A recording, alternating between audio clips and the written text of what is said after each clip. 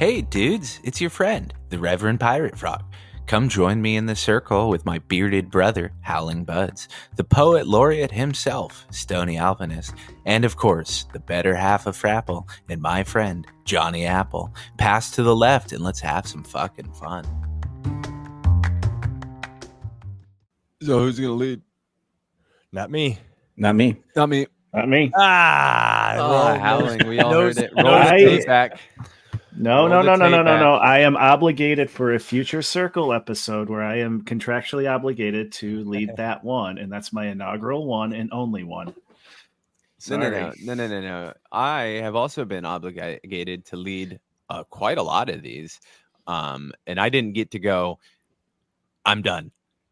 So your logic of I have to do one somehow doesn't hold up. But whatever, we'll do it the old-fashioned way, the way the circle was designed to be chosen. Stoney, thank you for leading us. Fantastic. Wonderful to see everyone today. Yeah, why not? I guess we'll dig right into it then. I mean, it's been quite a while since I've been able to lead one.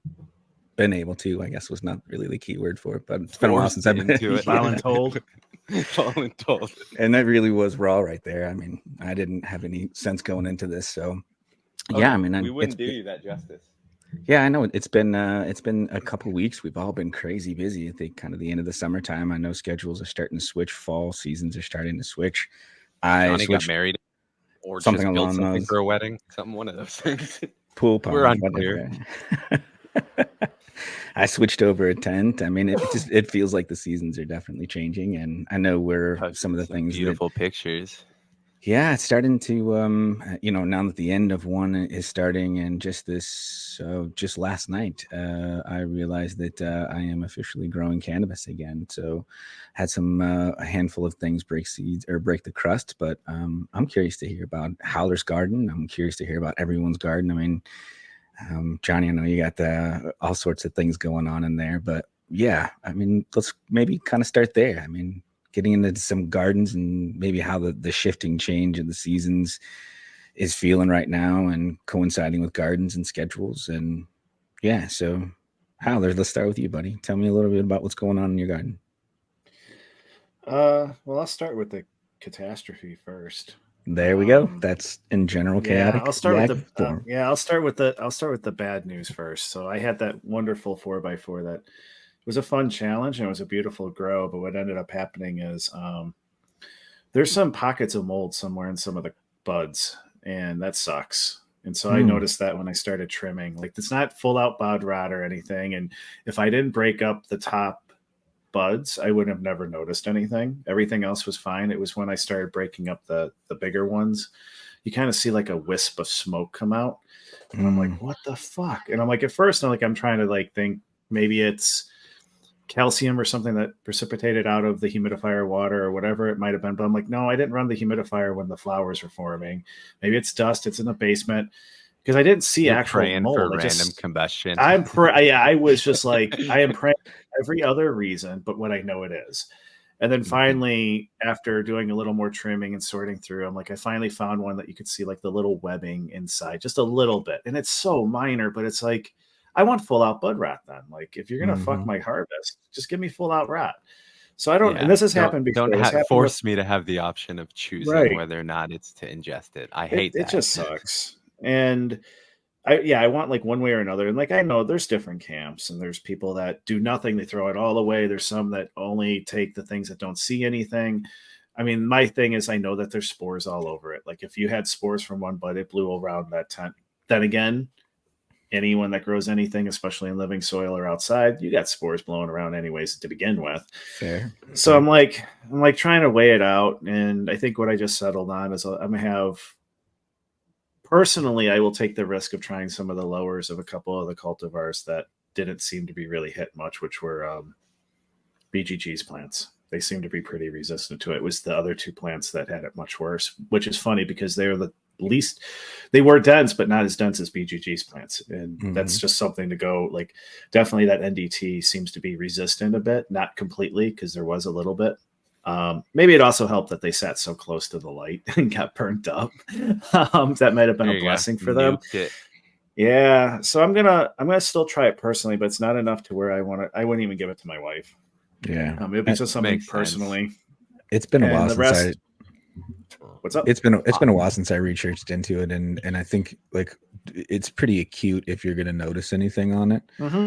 And I'm sure that there's long-term impacts of it too. It's not like I'm gonna smoke a pound of it. Exactly. I'll try a couple. I think and it's like nausea and like you, it will hurt a lot and it will cough and it will be unpleasant, and you will know it probably right away. It's not safe. I wouldn't recommend for medical reasons, but I just went through this with my Dazed from Alebrije, where the main cola got so very dense that, like Howling said, the very inside, and I didn't discover it till after the dry.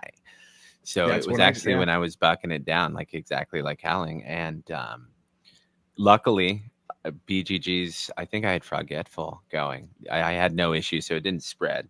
I was able to find the kind of where it was, and I made the call that, anything that was close or touching, I'm going to get rid of, and I'm going to keep the lowers like you said. And I didn't notice anything other than just it sucks, like you said, throwing away anything that you spent time on and money is a pain in the ass, but you're better for it. Basically time heals all wounds, right? Yeah. If this happened, like there's a couple things. If I didn't have a stash already, of course, would be super bummed. And I was low too, so it was fucking. I was like really mad, but if I was low, I'd definitely low than sick. Yeah, that's true.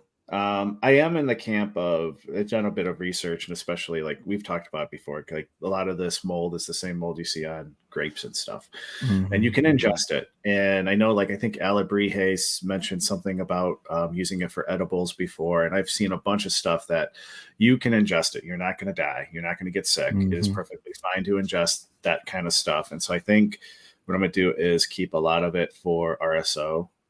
If you soak in a bunch of alcohol and you're still living, I'm not going to. Yeah, you're not. That's fine. Nothing biological. And luckily, my wife prefers having a lot of that on hand, so I can turn this around. I can, at the minimum, be able to at least make a bunch of RSO or a bunch of edibles and keep them shelf stable for a while. So I think that's what I'm going to do. But I got the stash, and then I'll get the edibles, and then that means in the future I can fuck around even more because I got so much on hand for other means that I can experiment, which is like going into what used to be my solo cup tent now is a 1/4 gallon tent, and that is still the most fucking fun. I have so much fun with that tray to grow in the small pots. There's no expectations, and they grow beautifully, and it works out well. And so that one. So I think I have so much stash now that I think I'm going to start doing some of these more fun grows. So I got those 1/4 gallons going, which is 3 Alebrije plants that were, because I popped 2 seeds of each cultivar I was going to grow, and whatever didn't go in the main tent got put in 1/4 gallons, and that's what they're going to do. Which is funny because they're actually bigger than the ones that are in the bed right now. Because I'm fertigating with the rooted leaf carbon fertilizer products, which are all natural inputs and everything, but they are a specific type of input. And so they're working out. It's working out really well, especially that blue Zormiga. It's getting almost 2 feet tall already. And then I got the other 2x4 that has the other Alebrijes in there, which is a manageable chaos at the moment. Luckily, I think I can keep the humidity down in there during flower, so we'll see. Because right when they're going to be in deep flower, it starts getting a lot more warmer and drier in the room that they're in. I kind of looked at my graph over time, and I'm like, okay, like mid-September, it starts getting warmer because I'm not running the AC as much in there, and it starts getting drier. So I'm like, this might actually work out to my advantage. So I decided I've been bugging everyone with my memes and stuff about chopping the middle plant, but I think I'm going to keep all 3 and see what happens and training those out. And then I got the 3x3, which I might go back to not running again. I have Peach Limon finishing up. She has by far the chunkiest tops that I've ever grown. I mean, they're huge. And so those absolutely will get broken down. I'll cut the tops of those and break them down into smaller buds and do them in one of those like little hanging drying racks, just because I'm not risking it. And then the rest I'll hang because they're just smaller buds. And yeah, I think that's it. I think everything is kind of cruise control right now. And then the 4x4 is waiting for BGG to finally release the wolf pack. And then all 4 of the wolf strains are going to go in that 4x4. Yeah. finally, like it's been months or months of waiting. It's been or something. forever. He sends me like the concepts of the stickers and the descriptions. He's been teasing it for months. And I'm like, come He's on. been, see, it's funny because one person's tease is another's torture, because he's been sending me those pictures too and those stickers and stuff. And I'm like, this is terrible. Silly wolf. No, I'm just kidding. Yeah, I That is know. really cool. So I'm excited for that. We were talking through the size of the buds with Alibrie and you were talking about just general size right now. I mean, I'm seeing giant colas starting to come, and I think it's kind of this double-edged sword where the better you get, the denser quality buds, the shorter, internodal spacing that happens in between, especially with the way we control our environments and keep them so dense. What are you doing now that I'm sure, pulling through all that bud and seeing what you had in there, that bud rot? What are you switching up now in the grow, knowing that those buds, I mean, you're just at that skill level where your buds are going to be massively dense and thick? Well, I mean, it's like, yeah, there's a skill to it. I know that there are, and this is unintentional. Like, I'm not purposely trying to grow in any specific way to get like big dense It's colas just or anything. It just speaks to happens. getting better, right? Yeah. And I know there's ways that people give, especially like in the salt world, there's different products they use to give bud density and size and bulk them up. And I think we just, as we get to know doing organics a bit more, we kind of just get into a rhythm of feeding at a certain time. It just gives them that stuff at the right time to do it. And the last couple of grows have all had super big, dense buds. So I think what I'm going to change, I'm not going to change anything with the way I'm feeding. I think I just have to really not pack a tent. I think that's going to be one of them. I just have to realize that I have trouble. It's a blessing and a curse. I have trouble growing small plants. I just do. Yeah. And so I don't think I'll ever run 4 photos in the 4x4 again. I've done always best when I've had 2. And really this last run, I should have ran 2, but I couldn't bring myself to do it. And that was dumb. Like, I should absolutely run 2. I'll run 4 autos in it, but I only run 2 photos. Yeah. And I think that after this Boxo flavors and the 2x4 with the 3 Alibries, I'll go back down to 2. So no more than 2 auto flowers in a 2x4 space. And I think I'm just going to increase. I mean, the airflow's on point. I have so many fans fucking blowing in these tents. I think I have paid for someone's salary at AC Infinity at this point with the number of fans I bought. And yeah, they work. So I don't know if there's really much there. My rooms have been dry. So that's the problem, is like everyone says, I think the only problem is I can't bring my tents down to below 50% humidity. And I know that you really want to try to get down to like 45. I can't. I've tried. It doesn't matter. Like, even my 3x3 right now with the humidifier running constantly right next to it, I can't get below 51% in that 3x3 with the big old peach limon that's in there. Well, I think that's part of it. The amount of plant that you have in there is transpiring. It just adds so much. I just got to get rid of it. Small, dense area. Yeah. I guess got to kind of downsize that, because I'd rather get shit in jars and not have to deal with this. So it was fine for one setback. If I have 2 grows in a row do this, I'm going to really be upset. But luckily this happened now. Like, if this happened, I mean, even when I started being on the circle and being part of the Discord, I used to get really down about these things, and it did bring me down a bit, but I know what success can look like. I've had it. I know I'll have it again. And so I think that just kind of, and having the stash on hand just kind of lets me get over this and lick my wounds and move on. So we'll see. I'm sure it'll hurt when I open up those bins and start bucking them off to put them in the freezer. It's going to hurt, but whatever. I'll get over it. I need to get it past me and just move on, and we'll try again. And I think airflow, I think getting the humidity down and not as much plant matter. And I think that's all I'm going to change. And just the reality is I grow big plants, and that's what's going to happen, but I don't need to grow a lot of big plants at once. Well, and I mean, you got to attribute some of the variables to the time of the seasons, and I'll circle back to that. Summer, we had a really heavy, humid, here in the Central Coast. I mean, it was like every day was 80 degrees and high humidity, and then it would be clear and nice, and then it would pour down rain for 2 or 3 days. and just the We've had a humid environmentals summer. back and forth and back and forth. No Central Coast. It's been humid as hell Yeah, here this really year. has. It really has. So yeah, I think what I have to really do is I'm obligated now that I know the next run for all the tents are all autos. I got BGG's Wolfpack. I have we have the Alabrihe Grow Together coming up. We have the Alabrihe's Bonsai Grow. Like, so I have autos coming up. I'm just not going to get around it. So all my tents are running autos soon. So be prepared for the bitching that will come with that one. But it's going to happen, and I think that I'm going to try to get in a rhythm of running photos in the winter because that room is a lot hotter and drier. So I don't worry about I will worry about the plant material, but not as much. And then I think I'll run autos on 20 hours of light during the summer where it's really cold. So that just really build stash. Yeah. So I think I'm going to try to get into this habit. And I kind of like this. I felt like I had to sprint between each grow for the last couple of years and think I had one right on top of the other. Well, and that sucks because you get like no downtime, and mentally it's just it's horrible. You just always go, and always some problem to address. And you have different plants at different stages, and it stinks, especially when I'm mixing photos and autos because I like my plants for business and my plants for fun. And it's just the way it is. And that sucks to try to mix them. So I don't think I'm going to do that. And I'll just I'm going to try to space it out so I can have some downtime. Like my 4x4 has downtime right now to where I can re-amend the bed. I can grow some cover crop. I can take my time. I'm not rushed to do the next crop.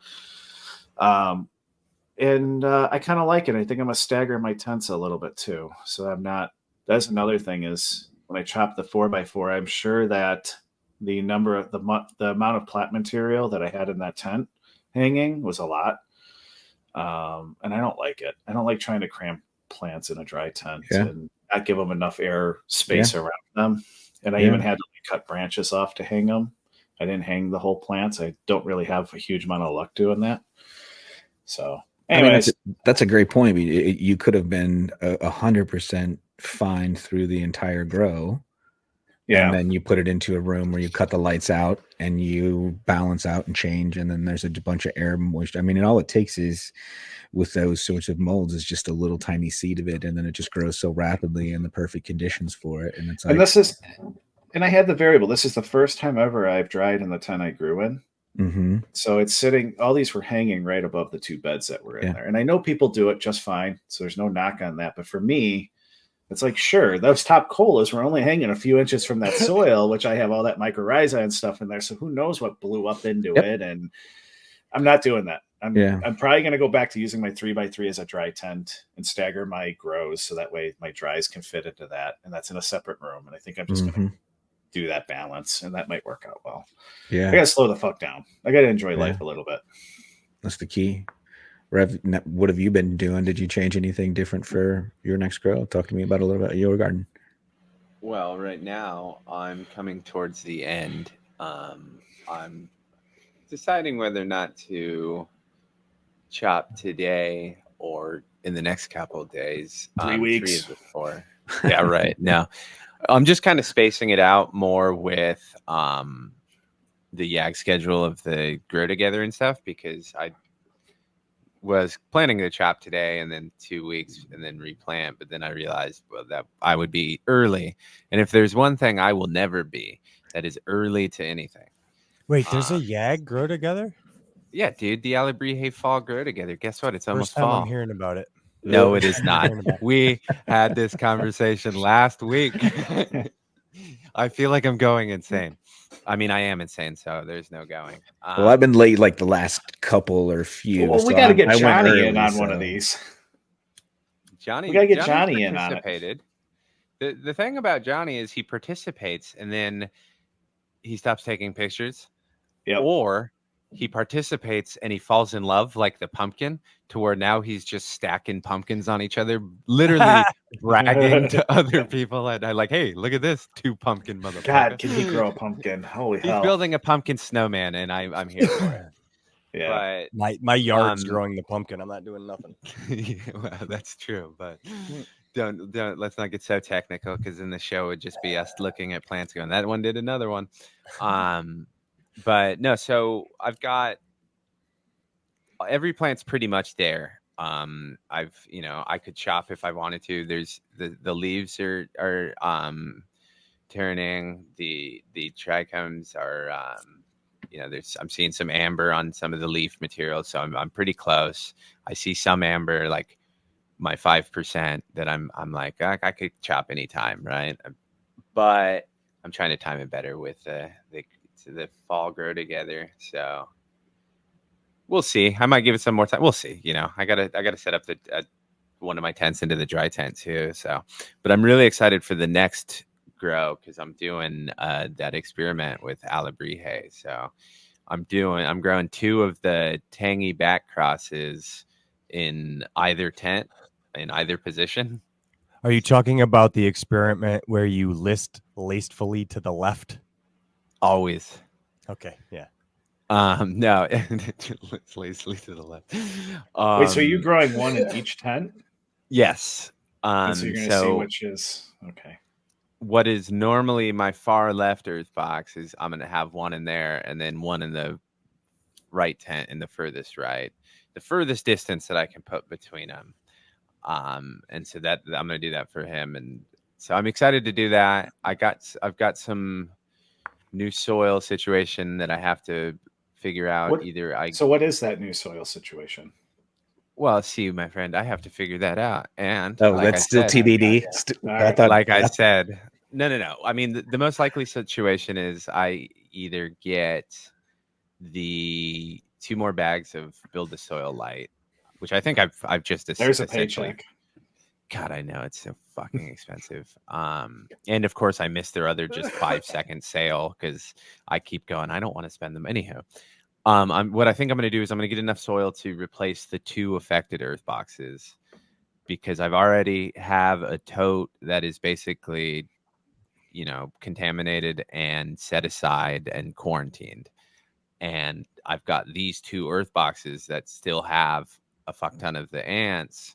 So I'm essentially going to dump that stuff, fill with the new soil enough for that too, and then treat the quarantine stuff in different ways. I'm going to try different stuff. I'm going to put a shit ton of it in a tote in a bucket and then fill with water and just drive them slowly from, but I'll have more time because I'll have separated them from the tents and then I'll be able to quarantine it. I think I'm going to take it up to my shop and quarantine it completely away from the house and everything. So that'll be fun. So hopefully I will have a less invasive fucking grow from this point on because I dealt with some wild stuff, man. I think they were eating a lot of my top dress. I was doing sacrificial top dresses essentially to try and keep them at bay. But I really do think they started eating on some of the feeder roots and stuff like that. So yeah. I've had some interesting problems. And so I'm kind of excited to get, I'm going to do a deep clean, completely just everything, hit it with EM5, just break everything down. I'm thinking about maybe, we'll just play it by ear, I guess, and just clean it and then deal with the quarantine. But like I said, I'll treat it again with some nematodes, but I haven't seen much success at all with the 3 treatments or the 2 treatments I've done now. So that's me right now. I'm just gearing up for this experiment and everything like that. So I'm not nearly as exciting as Howling or Johnny. Well, it's the flip of the seasons. What earth box is Drowsy going into? Oh, none, I believe. No, I haven't decided. So I have one more space for Alebrije. I'm not 100% decided on what I'm kind of running yet. I do know that I know 2 of them, and I think I'll just kind of play it by ear on the other 2.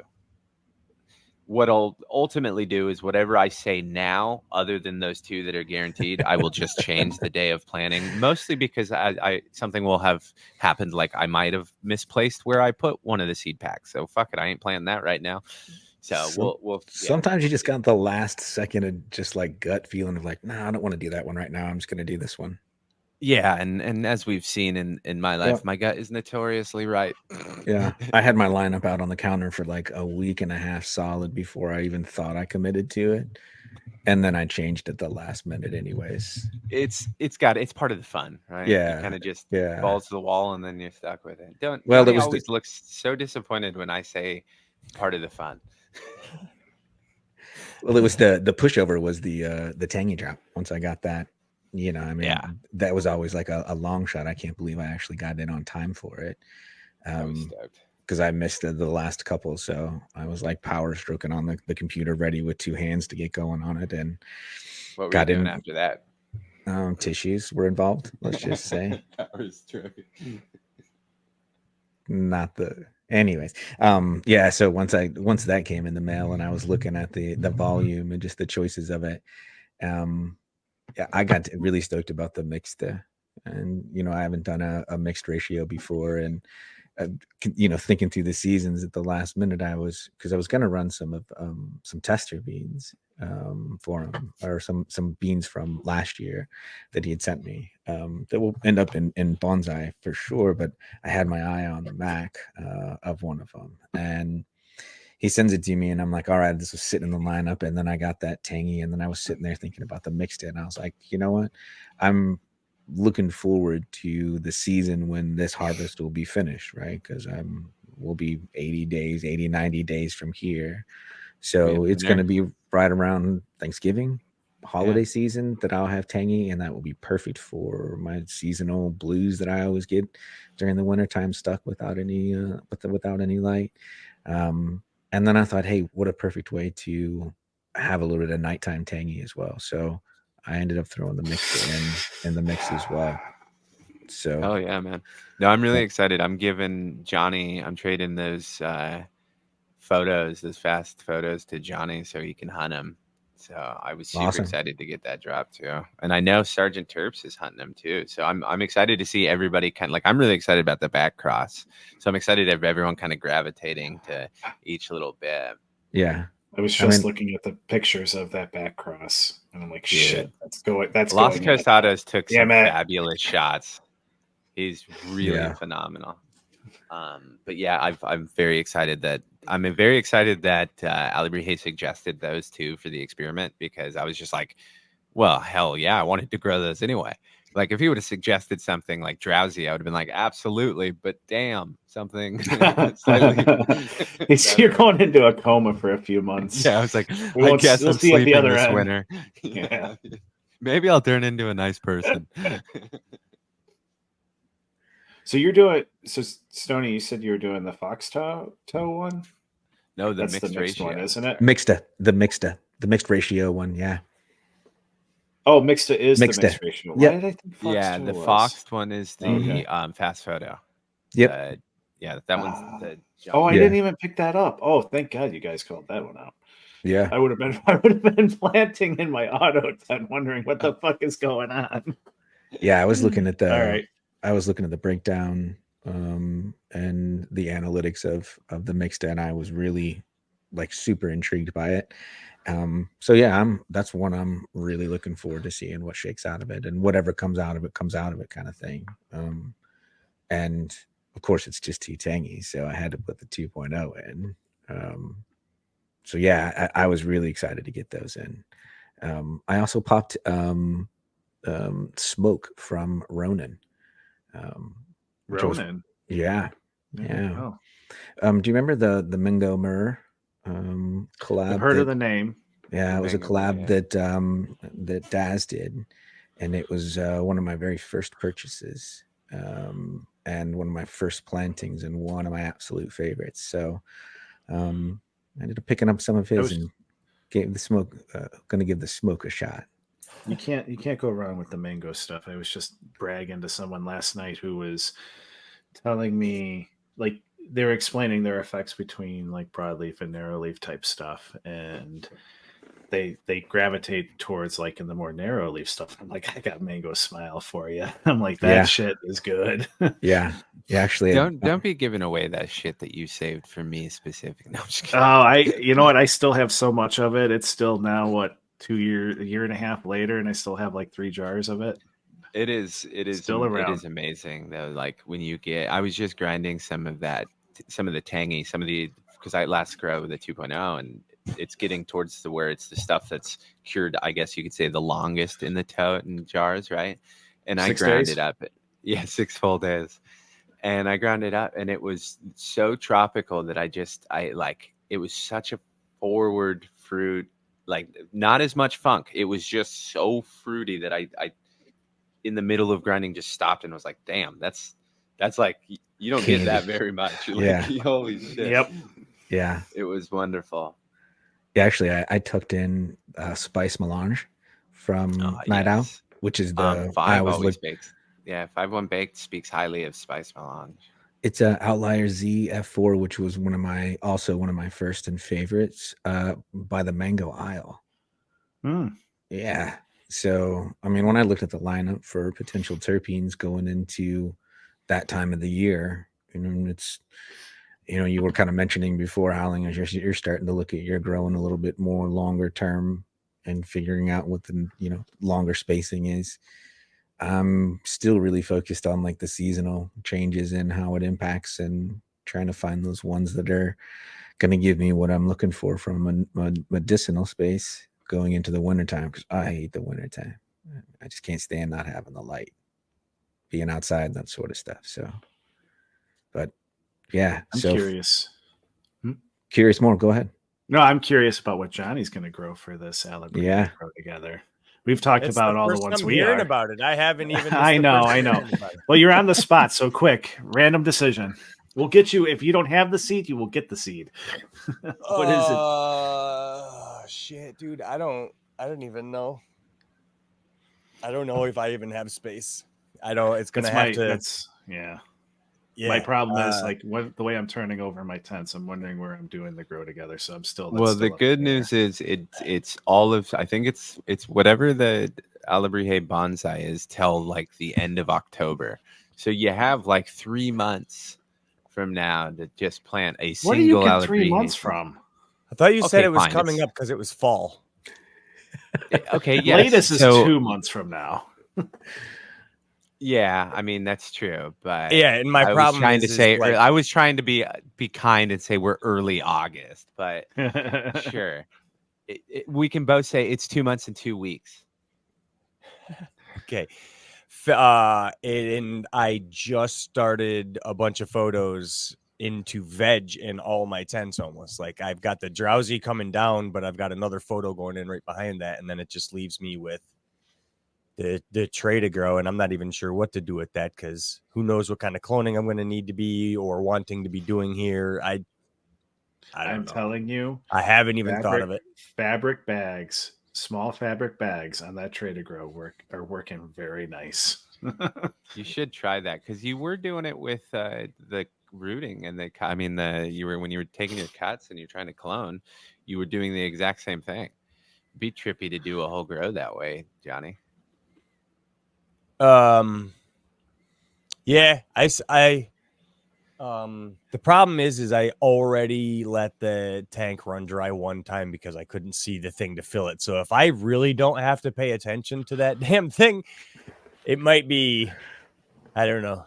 It could be, I got to figure out something. What photos are you running? It's busy. So I got, the fuck are all those? The things that Dad gave me, the strawberry coughs. That's right.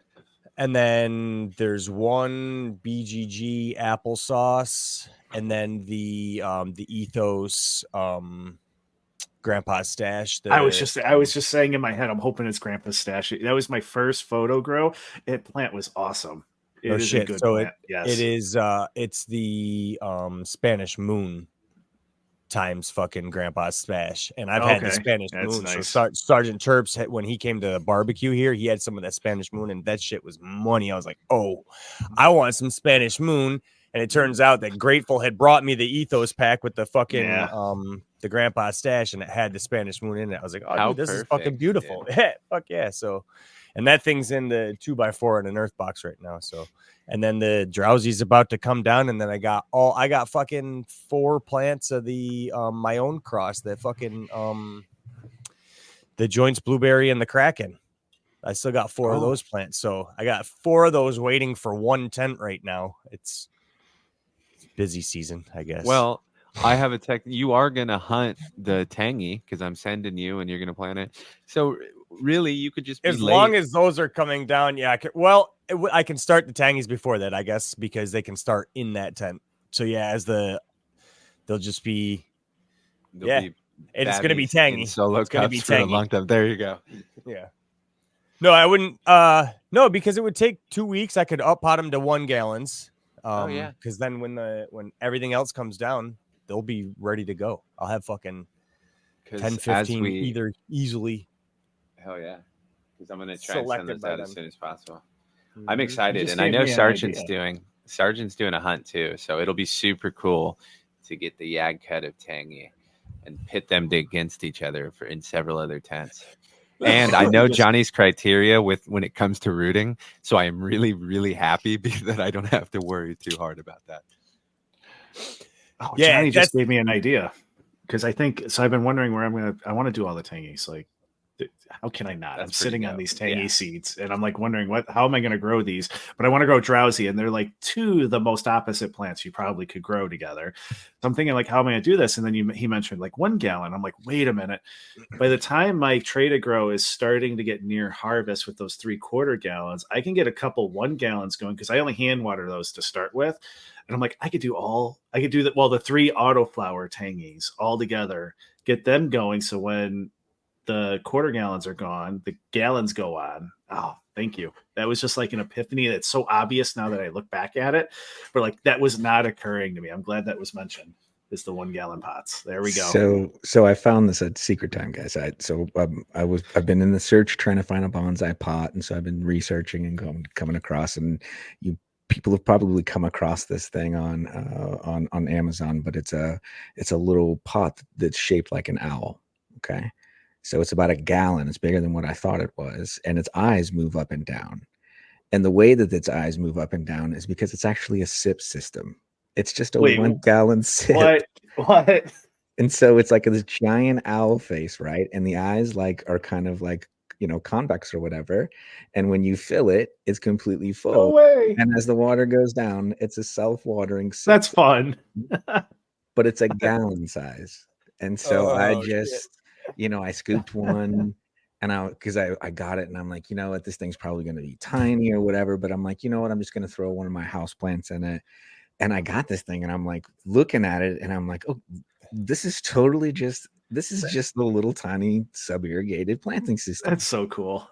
It literally has a little float at the bottom, right, for the water that shows where the eyes are, and when it follows the water line down, and it's got about an 1.5 to 2-inch gap for the water, and it's just got 2 little ears off of it that are like pour spouts for it, so you can go in there and clean it out and do the whole 9 yards. And I'm like, this is brilliant. So it is sitting in the back, and that's the one that I tucked the Magic Castle in, because that creme de la Compton stays nice and short and stout. Cool.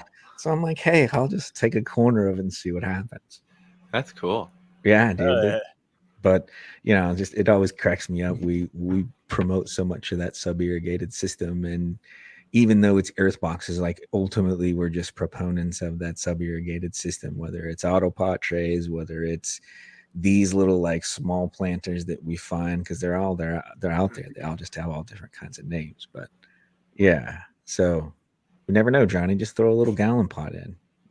I mean, it's fun, and that's especially with Alabrije, and that's one of the things he's said to many a times. He loves doing all different sizes. Problem with trying to grow an autoflower in my prop tent, though, is that it's a prop tent light. It's a starter light.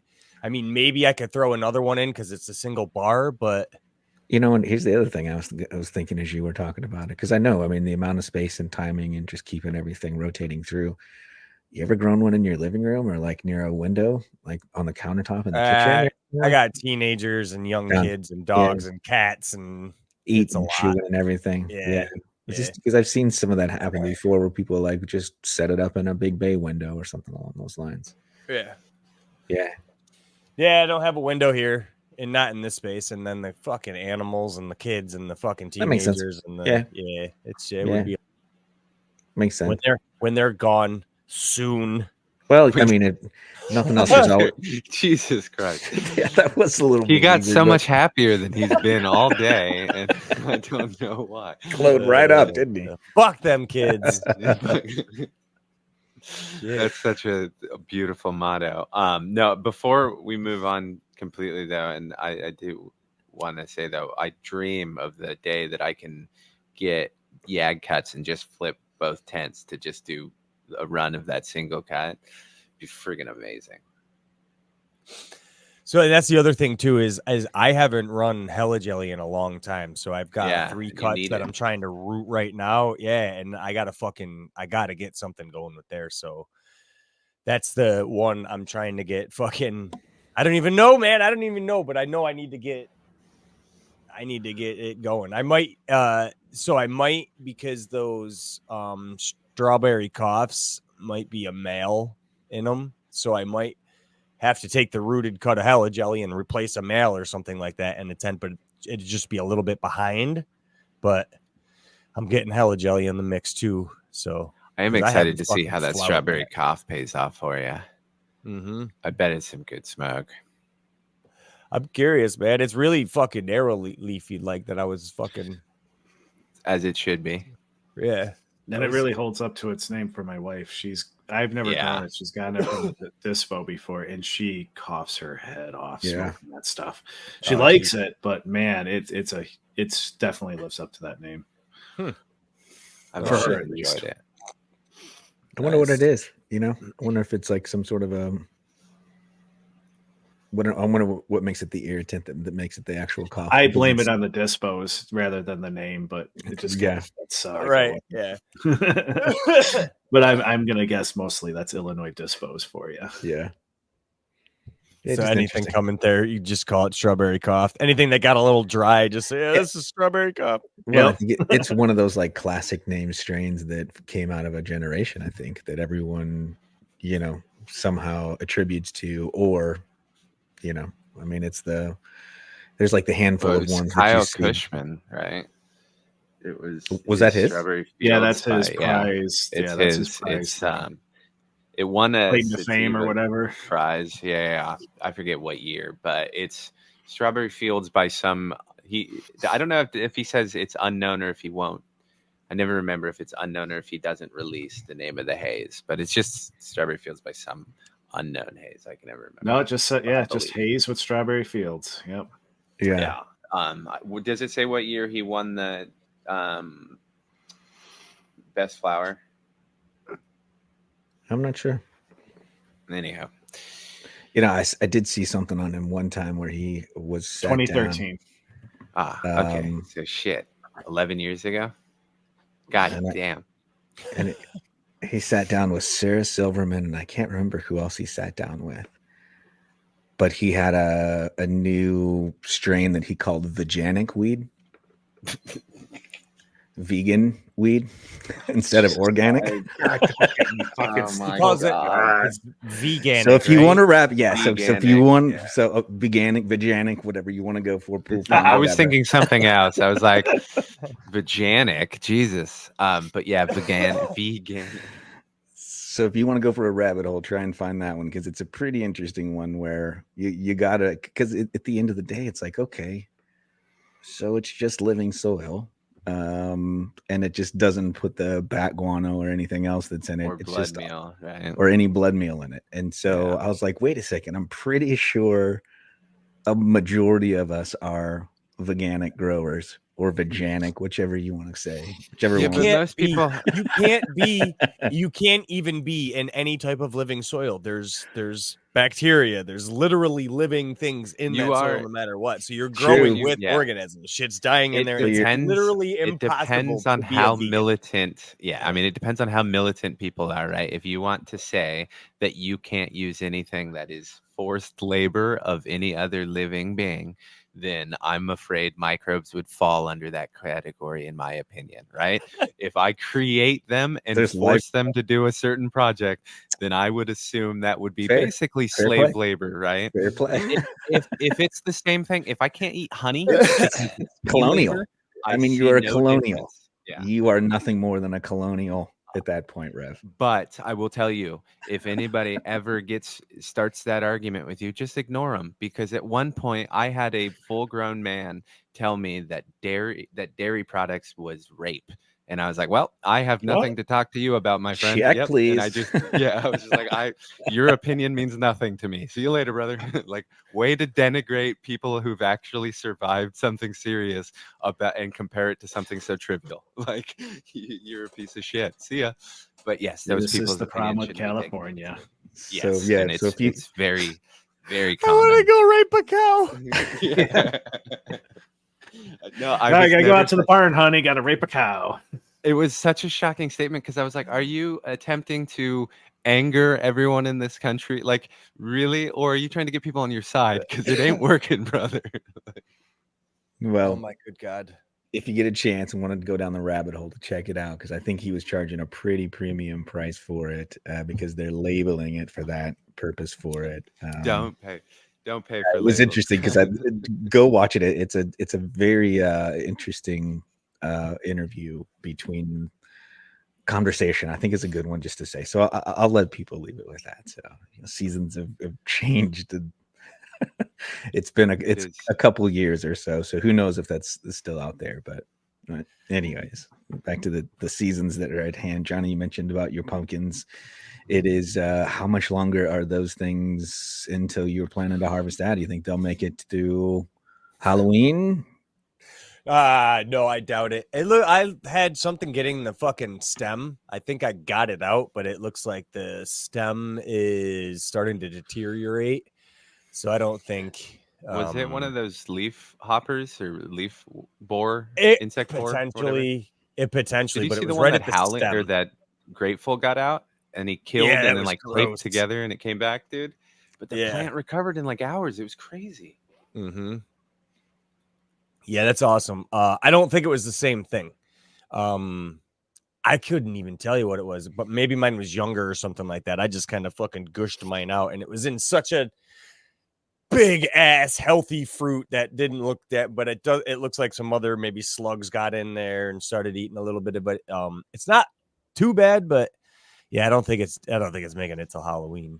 No. It's a shame.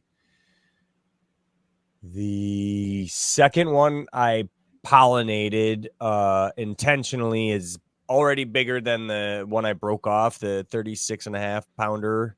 Creepers. So the second one coming up now is already bigger than the first one that I had. Wow. And you were heartbroken that day. And you crushed it, dude. and then I got one that naturally pollinated, and the end of the fresh growth after the big pumpkin. I found one that naturally pollinated itself. So I've got another one behind that. So I'll definitely have 2 fresh ones there. And then my donator pumpkins, I think one at least got pollinated. So I'm curious to see what that little thing is going to be. She's hoping for a white one. Yeah, that'll be cool. The white ones. So that would be cool. But I think it's an orange, because I think they were painted pumpkins, and I remember them being orange, but she thinks maybe the painted ones were the white ones or something.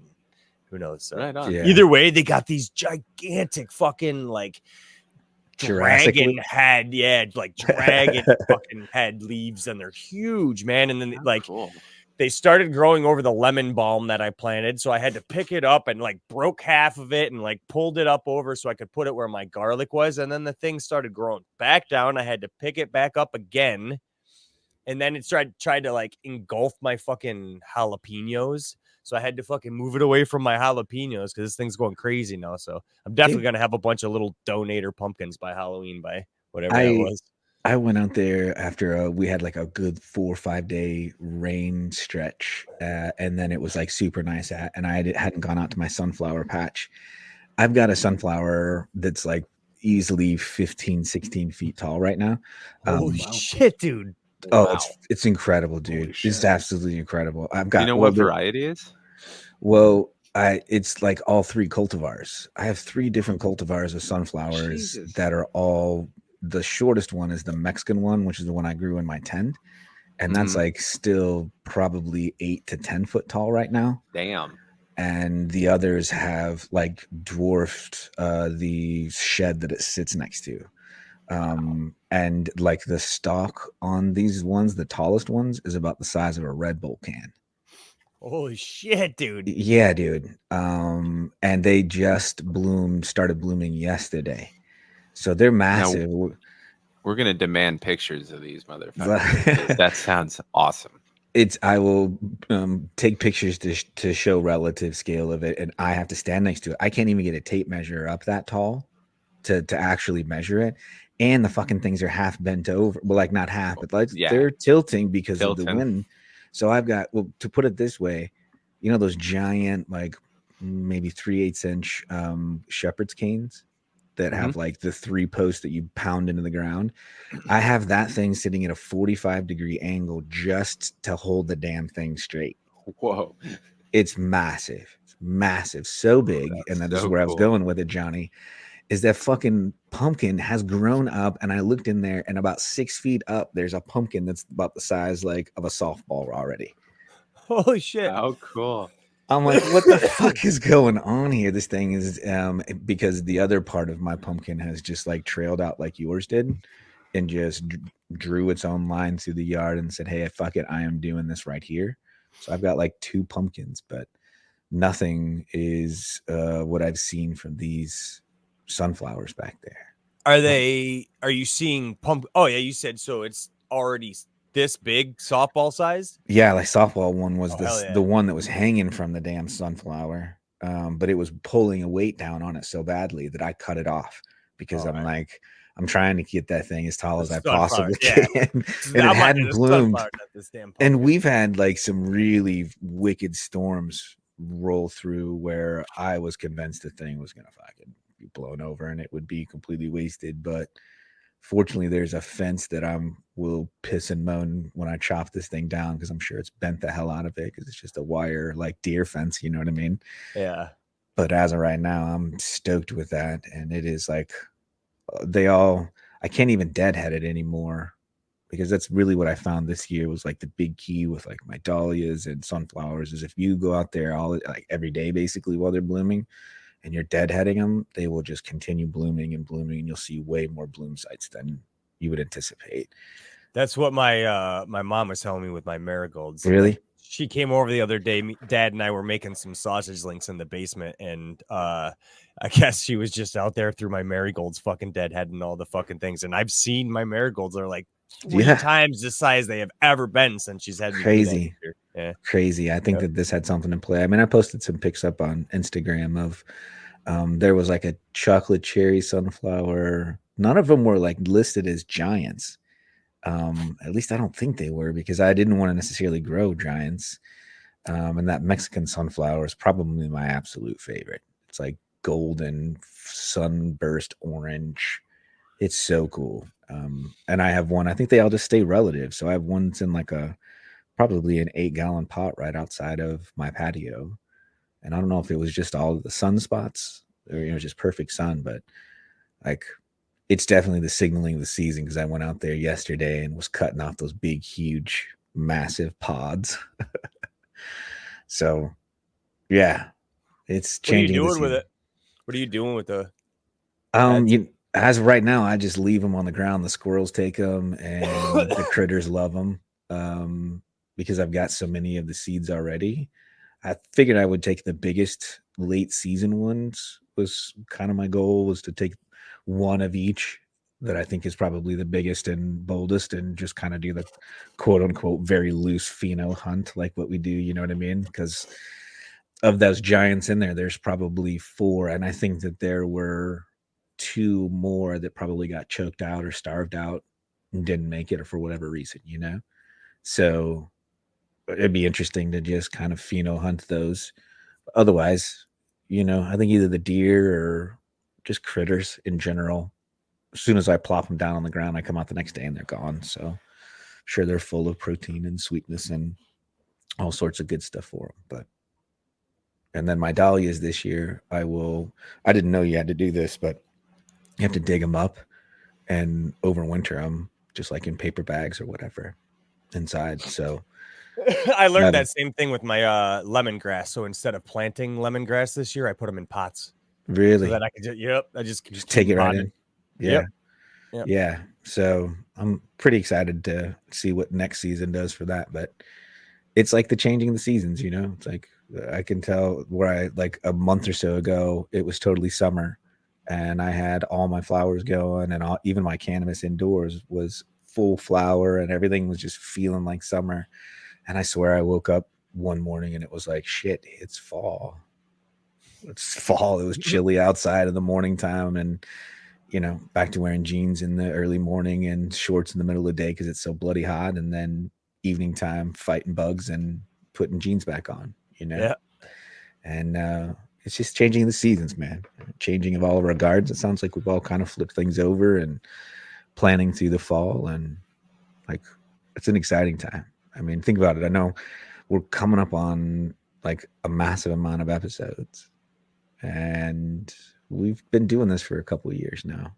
So we've seen this sort of change of seasons in our gardens. And it's funny when we were talking earlier, Howling, and you were saying how, you know, when we first started the circle, and we think about how long ago that was and how far we've evolved as growers just in that short period of time. And, you know, even just kind of from some of the earlier show this week with, you know, with the other guests, with Nerd and Grateful, and they were talking about me coming into the scene and learning how to grow. It's like so cool that we're all kind of evolving far enough through our seasons, and we're the ones that are right behind us. I would have never guessed either one of those guys had grown for that shorter period of time, but I would imagine they probably say the same thing about us. So I just think it's cool, man. We're evolving through the seasons, and you know, we're coming up on season 3 technically, right? Because I think going into the fall is when the circle feels like it really started. And Yag's already moving into the fall season, so you know, pretty cool. What do you think? What do you think, Padre? Is that the most polite way you've ever been called old? Salty motherfuckers. Well, these guys are seasoning well, aren't they? I'm super really confused at this changing from shorts into jeans and seasons. Oh yeah, you're just not used to this shit, dude. Like, I'm so out of my element. I'm like, what the fuck are you talking about? Dude, there's mornings where I'm throwing a sweatshirt on and I'm like, man, it's chilly. I may need a heavier coat. Anytime it gets below 70, you can put on a jacket. No, I'm just kidding. I would recommend you just tough it out in shorts, my friend.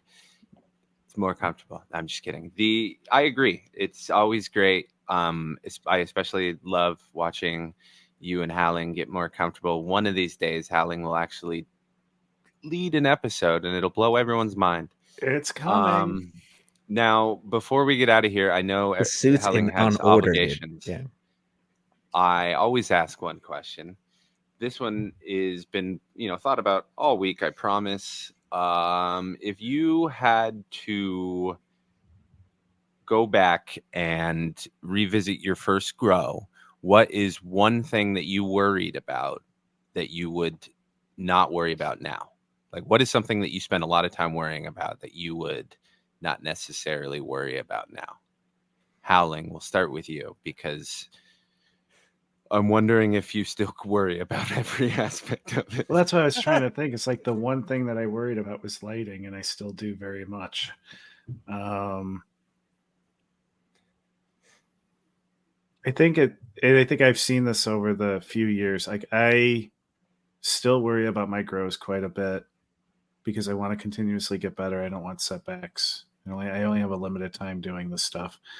But I put a lot of pressure on myself with the first grow, and I thought I had to do it all at once. So I had, my first grow was 2 autoflowers and 2 photos in the same tent, and it sucked.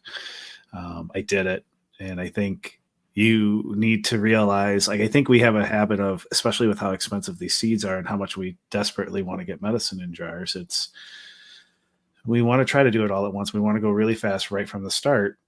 And no one does that. Like when they grow tomatoes and stuff, no one's doing it that hard that we are. At least I hope they're not. I know there's some people that out there like that. And so I think it's just to slow the fuck down a little bit if you have a backup plan. Like if you have a dispo that you can go get something from, or if you have a plug you can go get something from, just slow the fuck down and figure it out for yourself what your rhythm is.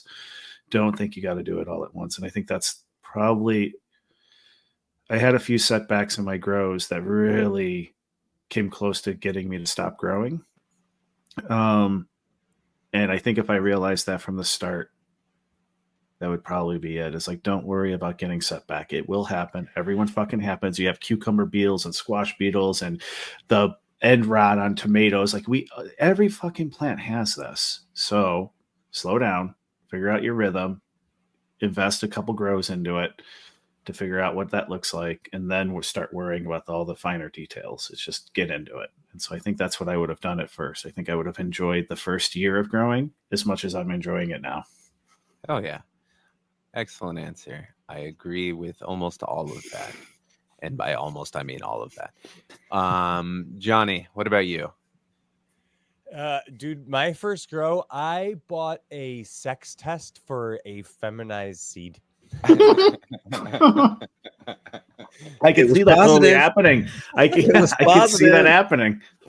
God damn. It's confusing when you start. That testing facility was like, we love this dude. Yeah. Oh, God. So. Well, you know what? You were sure. You can never pay to be too sure. Yeah. And then it took me, I think, 10 months to actually harvest any weed off of that feminized photoperiod seed. It took me that long because I was researching. I was like, I dove so deep into the hobby off the beginning. I was researching so much. So I was like, I was doing this, I was doing that, and I was doing this. And then the plant would grow and it would grow and it grow. And then it was in this small pot. And then I would be like, oh, fuck, man. Now what? It's deficient in this, it's deficient in that, and it's deficient. So the one thing I would say as a new grower that I would have 86'd is any sort of fucking research at all and just grown in a big pot and fucking focused more on the environment than the plant and anything else. Like that should be like the entry is like, you're a new grower, fine. Here's a 15-gallon pot. Here's living soil to put in it. Just fucking water the damn thing. Just be done. Yeah. Just water it. Try and that's all you have to think about. Environment the best that you can. Yeah. Because I'll save my thoughts, but yes, Johnny, I totally agree too. I think there is a lot to be said that you do better failing by doing than just reading about other people's failures and or successes. Stoney, if you can make sense of what I just rambled on, then more power to you. But what about you? What do you have to say? You know, I was sitting here thinking about because I think the key is that we learn so many lessons from every single grow. And we do evolve them and we change. And so, you know, it's interesting how we all kind of reflected on something that we probably changed in one form or fashion over the course, and we've evolved through it, as we were saying before. Evolved through the seasons. Yeah, right. And so I'm going to circle back. to when we were talking about the shit. Well, you told me I did fucking host today. So if you want fucking host, you got him. So, you know, I'm going to circle back to when we were talking about the sub-irrigated system, because I think that was the one key of weakness in that first grow for me. And I think it's twofold. Number one it's the watering, right? And the aspect of watering, because I hand watered that first round. I thought that, and I think that there is true value and understanding about how that process happens. But then once I started sub-irrigating on that next grow, or even that first one, because I had that junior earth box, but everything else that I was growing, I was struggling with keeping the moisture. It led to so much more anxiety within the grow, right? The seedling phase and getting it because I just didn't know and didn't trust, and this was a new plant to me. But the watering, I think, would have been the one key element that if I would have just kind of embraced, and if it's someone were to come to me today and say, hey, I really want to learn how to grow, I would start them out on sub-irrigated and then have them transition over to try and hand water. There's a lesson to be learned. I totally get it, but you can learn your lesson on houseplants with hand watering. There's plenty of ones that grow pretty closely to them that you can learn and practice that on. There's so many different techniques to doing it, but it's a challenge. And ultimately what you're doing is you're not giving your plants the nutrition of what they need. And it's just too hard for anyone to really understand, even just to get the moisture right, let alone the exponential aspect of why you need to get that right? And that's something that we've all evolved and learned. Again, like I was saying before, we've evolved away from that and learned so much more about what's going on in there. And we're curious too, what's going on with pH in there? Why are we pHing things? What happens to those salts? All those things, brilliant questions that we are learning and exploring and researching along the way. But in the beginning, way too complex for me. I would have had a better yield and better success in what I was doing, better nutrition cycling, all of those sorts of things. I would have seen a plant grow with a better first grow had I changed that variable of not hand watering. Very good. I like that. Excellent answers, everybody. I think I would do a combination of all of those. I do actually strongly believe I think most people should start off hand watering. I think I'm going to compare it to surfing a little bit. I know it's stereotypical. Yeah. But when you start surfing, you're a kook, right? Everybody looks at you, they know you're a kook, and it's not necessarily a bad thing. You're just a beginner, right? Kooks do kook things, right? They put their surfboards on the top of the car wrong. They put the leash on the wrong leg. They wear booties, or they get up and they only go straight because they can't turn yet. These are all things that everybody who surfs starts as a kook, right? You eventually kind of branch out, get better. You'd stop becoming a kook with experience. I think growing is very similar. I think you start hand watering, you make the same mistakes, and everybody makes mistakes. The sooner we accept it, especially in growing, it's like with mushrooms, right? You're going to have contam. There's not much you can do about it. It's going to happen. The more you accept that you're going to have failures, the better. You understand that when you hand water, you're going to realize, oh my God, this plant seemingly did well. And then you're going to go to sips and go, holy shit, the plant drinks about quadruple the amount of water I thought it did in its life. And you'll start to learn, right? Like, you'll be a kook, and there's nothing wrong with starting as a grower. There's nothing. You should not be coming into this hobby knowing everything, because that's asinine. Experience always beats out in this hobby, unless, of course, they're doing something silly like, just pour motor oil on top of the plant. It grows great. Yeah, okay, maybe, but you're destroying the planet. Please stop with your experience. You know what I mean? It's like giving a 16-year-old a Ferrari and saying, go learn to drive. They're going to wrap it around a tree. And if you grow with a sip, we all grown with sips, and they grow lovely, big, demanding plants. And if you start off with that, like you have too much horsepower at that point. I mean, ignoring the fact that, like, I get a little jealous. Like, I want people to suffer just a little bit with hand watering, so you learn. But at the same time, like, you're going 0 to 60 in 2 seconds, and like off the bat. Yeah. And there are some people that never ever care to learn why plants grow, how, and that is fine. They can do whatever they want. More power to them. They're still doing more than others, right? Great. Some people want to know, and I think the best way to know is to go through all the bullshit and kind of understand the evolution, because you'll understand why it is easier. You can know, like, oh, like if your only frame of reference is I have to fill a reservoir once every other day, 2 gallons of water, and that's how I grow plants. Great. That's amazing. However, why? Or how much is that in reality? Like, do you understand how much that is for the plant? Do you understand how much that plant is drinking daily? Or, like, do you just understand as something as simple as watered down res equals plant? Nothing wrong with it. Some people just would like to expand their knowledge, right? Yeah, fair. So I think that's just my personal opinion on it. Yeah. That's how I started out. I mean, I knew, exactly. And I actually I had the Earthbox Junior and 5-gallon pot and a 3-gallon fiber. You had the Earthbox Junior before I did. I asked you questions. Yeah, with that intention of like, hey, let's figure out, because I did absolutely want to learn and experiment on it. That was my intentional goal of that first round. I was like, okay, let's see what works best for me. And when I looked at the 3 of them together, my observations were like, number one, the 5-gallon pot certainly grew a lot bigger and better of herb. The 3-gallon pot, I could never get cycled right. I overfed it. All these different things happened. Got way out of whack on it. And then little old Earthbox Junior just kept putting water in there, put a top dressing on, and let it run. And I think that's perfect. And that's the knowledge. And that's another good way to do it. I think, and like you said, there's also, if you want to learn more, you can always go back.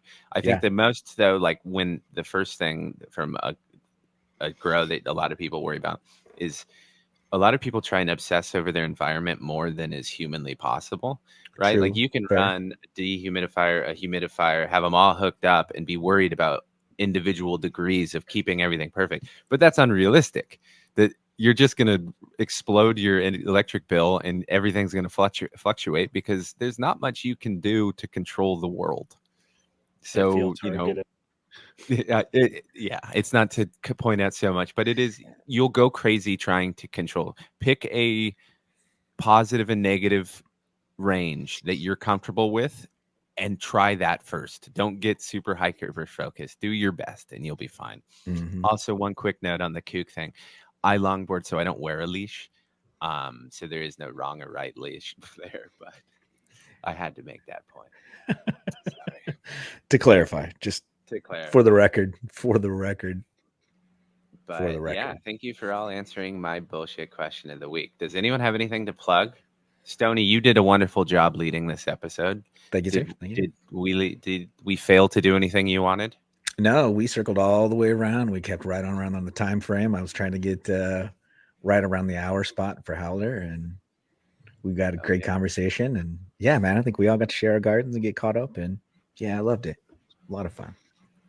Wonderful. Johnny? To circle back, we're about to hit 100 episodes. There we go. So anybody who is listening, if you would like to send me a DM some way, shape, or form of a voice recording, we are going to play those 15 to 20 second voice recordings by September 1st ish. I need the audio recordings by September 1st ish, 2024 AD. Okay.